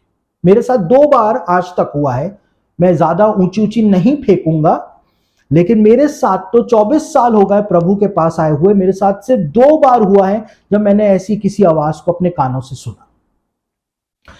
और पवित्र आत्मा इस समय हमारी शिक्षा पर मुहर लगाता है, यानी अगर हम कहीं गलत शिक्षा पर जा रहे होते हैं तो हमको सही शिक्षा देता है। उदाहरण के तौर पर मैं आपको एक बात बताऊं, जब मैं कॉलेज के अंदर था तो हम उस समय हॉलीवुड की एक पिक्चर आई थी जिसका नाम था आर्मगेडन, और नहीं सॉरी, उसका नाम था एंड ऑफ डेज। और एंड ऑफ डेज नाम की जो मूवी आई थी हमारे कॉलेज के अंदर, काफी वो फेमस हुई थी, सब उसके बारे में बात करते थे। तो उस पिक्चर को जब मैंने देखा, कॉलेज में ही था मैं उस समय, तो उसके अंदर 666 के बारे में बताया था। और उस पिक्चर के अंदर, एंड ऑफ डेज नाम की वो पिक्चर थी, उसके अंदर जो पादरी साहब थे वो हीरो को समझाते हैं कि, क्योंकि उस समय 1999 था, ईयर 1999 था जब मैं कॉलेज में था, तो उन्होंने इस बात को बताया कि यूहन्ना ने सपने के अंदर जब 666 को देखा तो सपने के अंदर हर अंक जो है वो उल्टा दिखाई देता है, यानी उसने 999 देखा था, और सपने के अंदर क्योंकि उसको हर चीज उल्टी दिखाई दी थी, इसलिए उसको वो 666 जो था वो वास्तव में 999 था, उसको 666 दिखाई दे रहा। तो जब मैंने उस पिक्चर को देखा तो मैं कंफ्यूज हो गया कि ऐसे कैसे हो सकता है। यूहन्ना जो है वो सपना तो देख नहीं रहा था, वो नींद में तो था ही नहीं। तो फिर यूहन्ना को जो चीजें दिखाई जा रही थी वो तो अपनी आंखों के सामने देख रहा था, तो फिर कैसे इस मूवी के अंदर इस बात को बोल दिया कि वो 999 था, वो 666 नहीं था, क्योंकि सपने में सब चीजें, सारे अंक जो है वो उल्टे दिखाई देते। और उसी रात को, जिस रात को मैंने ये मूवी देखी थी, उसी रात को मैंने सपना देखा जिसमें परमेश्वर ने मुझको कुछ फिगर्स दिखाए, कुछ अंक दिखाए, और ऐसे अंक दिखाए कि यदि उनको उल्टा कर दिया जाए तो वो उल्टे ही दिखाई देंगे। मुझको 4 नंबर दिखाया, मुझको 5 नंबर दिखाया, और मुझको 2 नंबर दिखाया। अब सपने में अगर अंक उल्टे दिखाई देते हैं तो 2 नंबर अगर उल्टा कर दो तो आपको समझ में आ जाएगा, 5 नंबर उल्टा कर दो तो आपको समझ में आ जाएगा, 4 नंबर उल्टा कर दो तो आपको समझ में आ जाएगा। तो परमेश्वर ने शिक्षा पर मुहर लगाई कि जो उस फिल्म में दिखाया गया है वो गलत है। सपने में अंक सीधे ही दिखाई देते हैं, उल्टे दिखाई नहीं देते हैं। वो आपकी शिक्षा के ऊपर मुहर लगाता है और फ्यूचर के बारे में आपको दिखाता है। कई बार हम फ्यूचर से रिलेटेड कुछ देखते हैं, वो फ्यूचर के बारे में आपको दिखाता है। देखिए, मेरी एक आदत है, मैं कभी भी अपनी वाहवाही जो है वो लूटने का प्रयास नहीं करता हूं। हमारी सभाओं के अंदर जब मैं सभाएं लेने जाता हूं, वहां पे कितने बीमार आते हैं, कितने बीमार बड़ी बड़ी, इतनी बड़ी बड़ी बीमारियों से चंगे हो जाते हैं, लेकिन हम कभी भी उनको YouTube के ऊपर ला करके उनकी गवाहियों को पेश नहीं करते हैं। कभी भी हम उन लोगों को लाते नहीं है ताकि लोग जाने कि हम कितने बड़े वक्ता हैं, हमारी प्रार्थना से परमेश्वर इतने बड़े बड़े काम कर देता है। मैं कभी भी इस काम को नहीं करता हूं, मैं उसको इन कैश नहीं करता हूं। और इसीलिए 2012 के अंदर मैंने एक सपना देखा, 2014 में मैंने एक सपना देखा था जो कि पूरा हुआ। 2012 के अंदर मैंने एक सपना देखा था कि जो प्रणब मुखर्जी कांग्रेस के थे वो राष्ट्रपति बनेंगे। और मेरी मम्मी को और दूसरे लोगों को मैंने ये बात बताई थी कि मैंने सपने में देखा है कि प्रणब मुखर्जी राष्ट्रपति बनने जा रहे हैं इंडिया के, और 2012 में प्रणब मुखर्जी ही राष्ट्रपति बने थे। लेकिन मैंने इसका ढिंडोरा नहीं पीटा। 2014 के अंदर मैंने सपना देखा था कि नरेंद्र मोदी जो हैं वो ही प्रधानमंत्री बनेंगे, और नरेंद्र मोदी जो है वो 2014 में प्रधानमंत्री बने। मैंने एक सपना देखा था 2012 के अंदर कि राहुल गांधी जो हैं वो एक दिन भारत के प्रधानमंत्री बनेंगे। वो सपना अभी तक पूरा नहीं हुआ है, लेकिन मैंने कभी भी ढिंडोरा नहीं पीटा। क्यों नहीं पीटा? क्योंकि वो मेरी आदत नहीं, मेरे नेचर में नहीं है कि मैं अपनी वाहवाही लोगों से लूं, क्योंकि सबसे बड़ी वाहवाही जो है वो परमेश्वर की ओर से दी जाए, वही मायने रखती है। लेकिन परमेश्वर, जब हम डीप स्लीप के अंदर होते हैं तब परमेश्वर हमसे बात करता है, तब परमेश्वर हमको फ्यूचर के बारे में बताता है, प्रॉफिटिक ड्रीम देता है, स्पिरिचुअल ड्रीम देता है, और साथ साथ में परमेश्वर अपने मन की मनसा को हमारे ऊपर प्रकट करता है। इसी प्रकार से अय्यूब की किताब में लिखा है कि वो हमको 33 अध्याय 17वें वचन में कि वो हमको गलत रास्ते पर जाने से बचाता है, गलत रास्ते पर जाने से रोक देता है। एक वचन मैं आपको पढ़ करके बताता हूं, उसके बाद मैं कंक्लूजन के अंदर आऊंगा। अय्यूब की पुस्तक 33 अध्याय उसके 14 और 15 वचन के अंदर क्या लिखा है, वापस से पढ़ रहा हूं, 14वें वचन को ही पढ़ रहा हूं।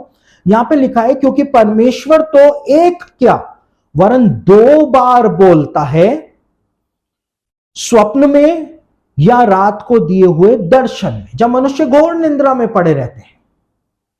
तो परमेश्वर एक बार नहीं लेकिन 2 बार बोलता है, वो हमको गलत रास्ते पर जाने से चेतावनी देता है, चले मत जाना वरना खतरा हो जाएगा। तो 2 बार कैसे बोलता है? 2 बार ऐसे बोलता है, जो यहूदी ज्ञानी पुरुष इस बारे में बताते हैं। 2 बार ऐसे बोलता है, परमेश्वर ने जो सपना आपको दिखाया उसमें आपके जान पहचान के लोग हो सकते हैं, उसमें आप वही जगह पर हो सकते हैं जो जगह आपने देखी हो। तो परमेश्वर 2 बार बोलता है। पहली बार बोलता है, आपको वो सीन दिखाता है, आपके परिचित लोगों को ही दिखाता है। परमेश्वर लिटरल रूप में आपको समझा रहा होता है कि ये सब कुछ है और ये गलत है। लेकिन कभी कभी जब हम उसको नहीं समझते हैं तो परमेश्वर दूसरे तरीके से दिखाता है, यानी कि वही लोग होते हैं लेकिन उसका आपके सपने का मतलब कुछ और होता है। उदाहरण के रूप में बाइबल के अंदर यदि आप देखें तो बाइबल के अंदर जो सांप है उसको शैतान का प्रतीक बताया गया है, लेकिन वही सांप जो है उसके लिए यीशु मसीह ने उसको कहा कि यीशु मसीह सांप की तरह क्रूस के ऊपर चढ़ेगा। यीशु ने कहा, जैसे मूसा ने सांप को ऊंचे पर चढ़ाया गया वैसे ही मैं भी क्रूस के ऊपर चढ़ूंगा। तो यीशु मसीह ने उसका दूसरा मतलब बता दिया। तो इसी प्रकार से आपको जो सपने में दिखाया जाता है, परमेश्वर एक बार बोलता है, लिटरल रूप में बोल दिया, आप नहीं समझे, परमेश्वर उसको सिंबॉलिक रूप में दिखाएगा। तो परमेश्वर 2 बार बोलेगा, लेकिन उसके बावजूद अगर इंसान नहीं समझता है तो लिखा है आगे अय्यूब की पुस्तक के 33वें अध्याय में कि उन पर किस प्रकार का दंड जो है फिर बाद में आता है। तो इस तरह से परमेश्वर जो है उस सपनों के माध्यम से बात करता है, हमको परमेश्वर चेतावनी देता है, परमेश्वर हमारी शिक्षा पर मुहर लगाता है, इंस्ट्रक्शंस देता है, गलत संकल्प से रोकता है, और परमेश्वर हमको दिशा निर्देश सपनों के द्वारा देता है। हर सपने के द्वारा परमेश्वर दिशा निर्देश नहीं देगा, परमेश्वर के पास बहुत काम है। तो आपको इस बात को समझना पड़ेगा, कुछ स्पेसिफिक सपने होते हैं जिनके द्वारा परमेश्वर बातचीत करता है। अब आज के लेसन के अंत में एक बात बता करके मैं समाप्त करूंगा कि स्पिरिचुअल ड्रीम्स जो होते हैं उसको कैसे आइडेंटिफाई करें। मैंने बताया परमेश्वर की ओर से जो सपना होता है वो सिर्फ डीप स्लीप के अंदर आता है। परमेश्वर ने सपना दिखाया है, उसको कैसे पहचानेंगे वो मैंने आपको बताया। लेकिन अब हम इस बात को जानने का प्रयास करते हैं कि स्पिरिचुअल ड्रीम को आप कैसे आइडेंटिफाई कर सकते हैं। आपने एक आत्मिक सपना देखा है, दर्शन देखा है, लेकिन आप उसको आइडेंटिफाई कैसे करेंगे कि ये परमेश्वर की ओर से दिखाया हुआ ही सपना था या दर्शन था। सबसे पहली बात जो बाइबल में बताई हुई है कि यदि आप कोई स्पिरिचुअल ड्रीम देखते हैं तो स्पिरिचुअल ड्रीम देखते के साथ ही आपकी आत्मा जो है वो व्याकुल हो जाती, आत्मा व्याकुल हो जाती।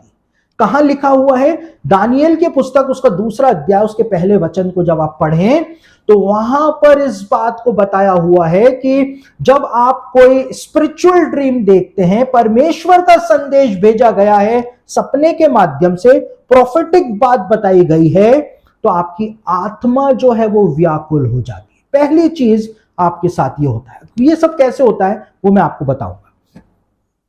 दूसरी बात, स्पिरिचुअल ड्रीम जो होता है उसको आप कभी नहीं भूलते हैं। जिंदगी गुजर जाएगी, वो सपना आप भूलेंगे नहीं, वो आपके दिमाग के अंदर छप जाएगा। एक एक इमेज उसकी आपके दिमाग में छप जाएगी। स्पिरिचुअल ड्रीम जो होता है उसमें आपको वही सिंबल्स दिखेंगे, वही चीजें दिखेंगी जो बाइबल के अंदर बताई गई है। बाइबल में मेमना बताया है, सांप बताया है, गधा बताया है, अलग अलग चीजें हैं जो बाइबल के अंदर बताई गई हैं। आपको वही चीजें दिखाई देंगी। वाचा का संदूक दिखाई देगा, आपको मिनोरा दिखाई देगी, आपको बाइबल दिखाई देगी। तो इस तरह से आपको वही सिंबल्स दिखाई देंगे स्पिरिचुअल ड्रीम्स में जो कि बाइबल के अंदर बताए गए। और स्पिरिचुअल ड्रीम जो होता है उसको देखने के बाद जैसे ही आपने स्पिरिचुअल ड्रीम देखा, जैसे ही आपने उसको देखा, आपकी आत्मा व्याकुल हुई, आपकी नींद उसी समय टूट जाएगी और उसके बाद आपको नींद आएगी ही नहीं। कहां लिखा हुआ है? दानियल की पुस्तक उसको 2 अध्याय उसके पहले वचन में ये बात जो है वो बताई हुई है। अब ये स्पिरिचुअल ड्रीम जो है आपकी, इसके अंदर आत्मा व्याकुल हो जाती है, आप इसको कभी भूलते नहीं हैं, या आपके मस्तिष्क के अंदर छप जाता है। बाइबल के अंदर जो सिंबल्स दिए हैं वही आपको इसमें दिखाई देते हैं, और साथ ही साथ इसको देखने के बाद आपकी नींद जो है टूट जाती है, और फिर नींद आती भी नहीं है, आप उसी को सोचते रहते हैं। 2000 में, सन 2000 के अंदर मैंने एक सपना देखा था। उस समय मैं कॉलेज के अंदर था और उस समय मैं बाइबल भी नहीं पढ़ता था। उस समय मेरा प्रभु से दूर दूर तक कोई लेना देना नहीं था। लेकिन मैं आपको बता रहा हूं स्पिरिचुअल ड्रीम जो होता है वो क्या होता है। मैंने रात को एक सपना देखा, मैं सो रहा था कि मैं घर के बाहर लॉन में बैठ करके बाइबल पढ़ रहा हूं, जबकि मैं उस समय बाइबल नहीं पढ़ता था। और मैंने देखा मैं बाइबल पढ़ रहा हूं रात के समय घर के बाहर बैठ के लॉन में, और जैसे ही मैंने ऊपर आसमान की तरफ आंखें उठाई तो एक चांद जो है, चांद के पास मुझको एक इमेज, एक आउटलाइन बनती हुई दिखाई दी। और वो आउटलाइन जो बनी, मैं अपनी आत्मा के अंदर पहचान गया कि वो यीशु मसीह है।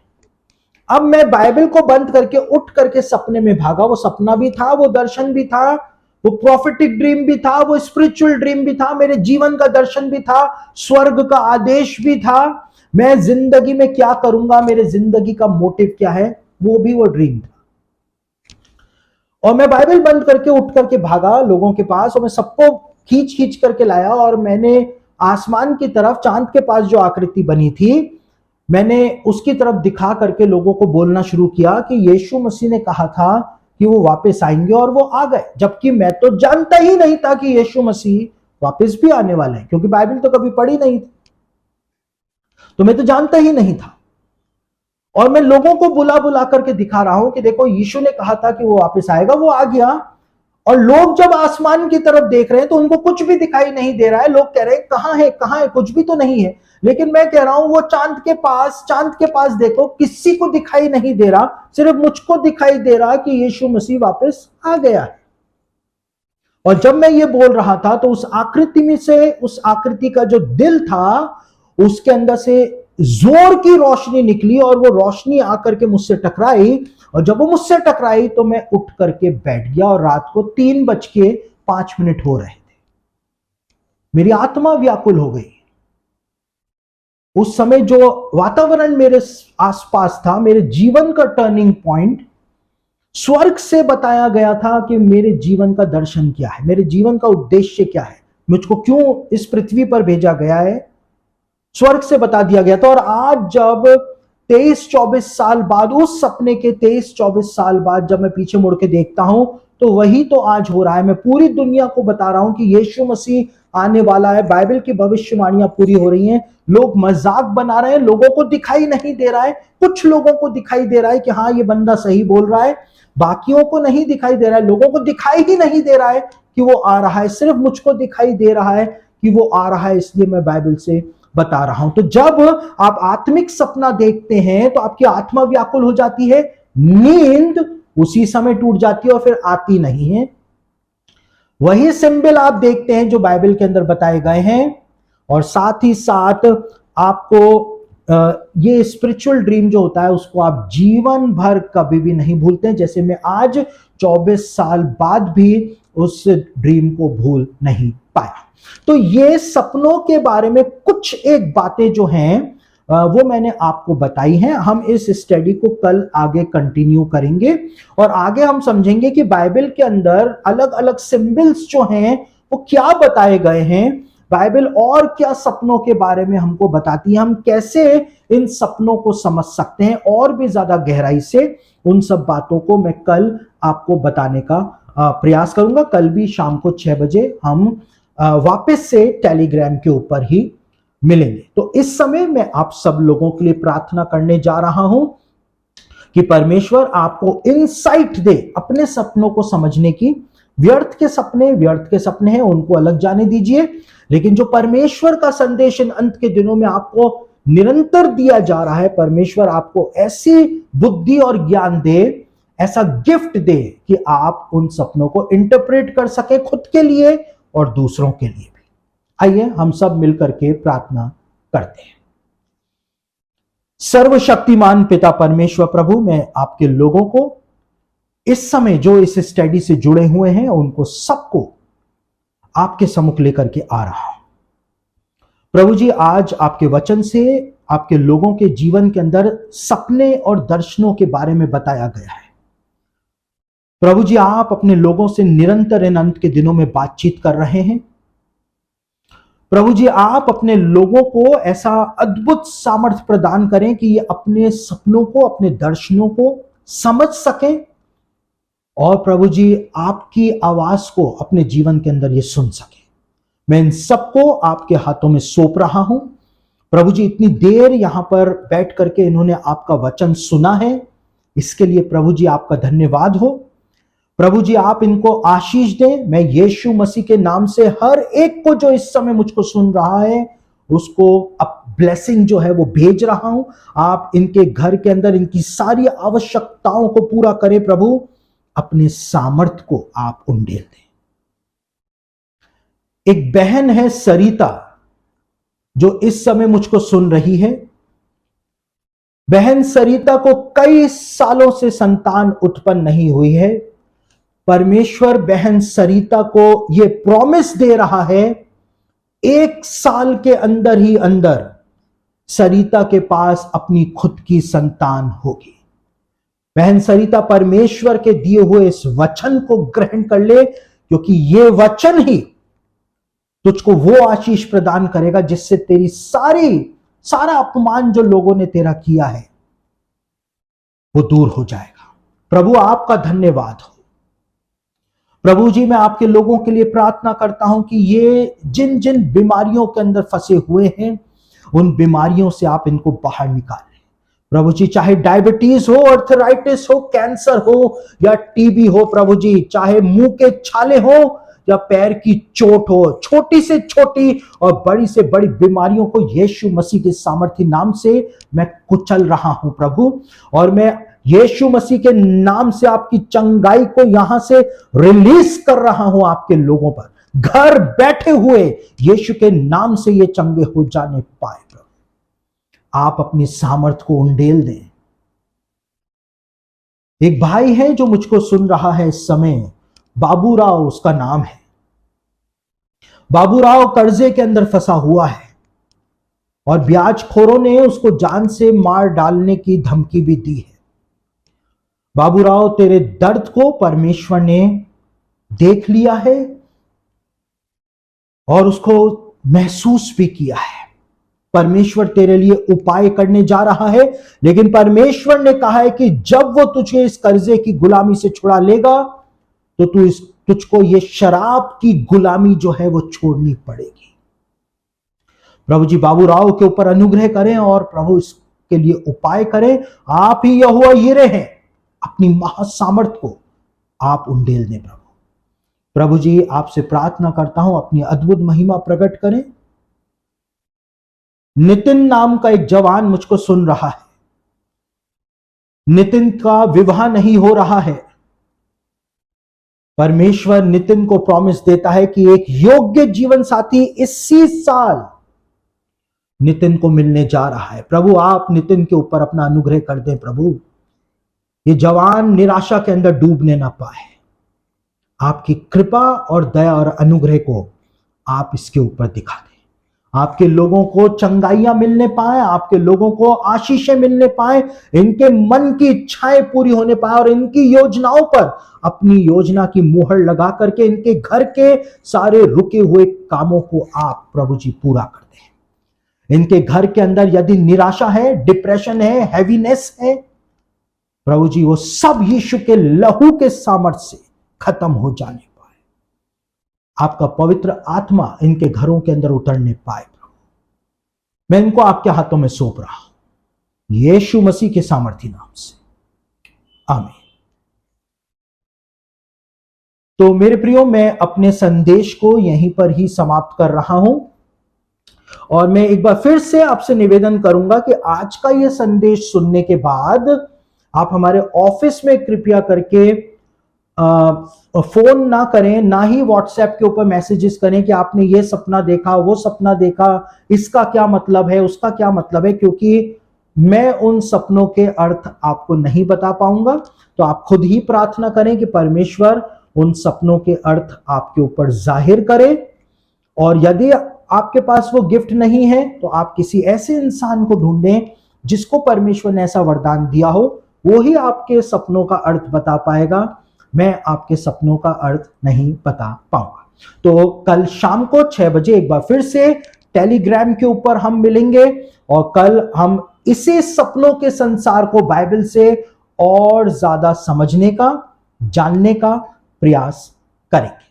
तो मैं इस स्टडी को अब यहीं पर ही समाप्त कर रहा। तो दोस्तों, आप भी यदि हमारी ऑनलाइन बाइबल स्टडी का हिस्सा बनना चाहते हैं तो आप हमारे टेलीग्राम चैनल को ज्वाइन कर लीजिए, क्योंकि हमारे टेलीग्राम चैनल पर ही ये बाइबल स्टडीज जो हैं वो ऑनलाइन होती हैं। तो सैटरडे और संडे को टेलीग्राम चैनल के ऊपर मैं बाइबल स्टडी लेता हूं। तो यदि आप चाहें तो हमारे टेलीग्राम चैनल से जुड़ सकते हैं। हमारे टेलीग्राम चैनल को कैसे ज्वाइन करें, वो आपको नीचे डिस्क्रिप्शन बॉक्स के अंदर सारी डिटेल्स जो हैं वो मिल जाएंगी। हमारे टेलीग्राम चैनल का नाम है सचिन क्लाइव ऑफिशियल। आप उसको उसको ज्वाइन कर सकते हैं, उसमें जुड़ सकते हैं और हमारी ऑनलाइन बाइबल स्टडी जो सैटरडे संडे को होती हैं, आप इसके अंदर भाग ले सकते हैं, लाइव हमारे साथ जुड़ करके भाग ले सकते हैं। और साथ ही साथ आपको जो वर्ल्ड बिब्लिकल न्यूज है वो भी हमारे टेलीग्राम चैनल के ऊपर निरंतर प्राप्त होती रहेगी। तो यदि आप चाहें तो हमारी ऑनलाइन बाइबल स्टडी से हमारे टेलीग्राम चैनल को ज्वाइन करके उससे जुड़ सकते हैं।